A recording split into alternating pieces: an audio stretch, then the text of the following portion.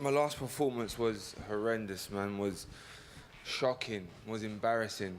I'm not going to stand up here and make excuses about my shoulder and what went wrong. But what I will tell you is on Saturday I'll be a two-time world champion. I promise you that. I promise you. It's a great card. It should be a great night. I'll see you Saturday. Let me get started. I'm honored to be here with these great fighters back on Showtime. I think it's been 5, 6 years since I've been on Showtime, so it's great to be back. Training camp went well. This is the longest training camp I've had in my career, the most focused I've been.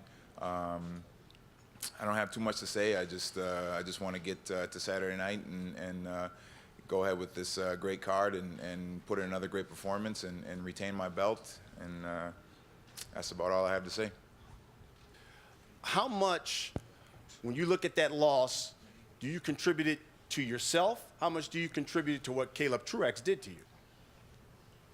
I say 90% of that was myself, if I'm being honest. I looked past him.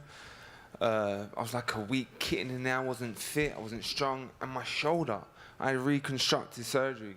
And I come back too quick. But listen, he had to get in there and do it, and he done it, and he become world champion.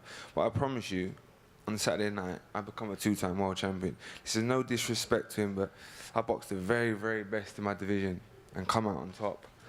So for me to box Caleb and lose, but listen, I took him lightly. I don't want to make excuses. Best of luck to him, but the real JD's gonna be back on Saturday. Caleb, champ,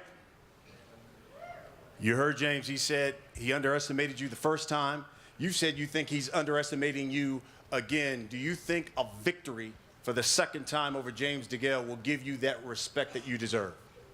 I hope so. I just want to go out and silence people who say it was a fluke the first time and just go out there and prove that I belong at the top of the division and just go out there and put on a good show for the fans and retain my belt.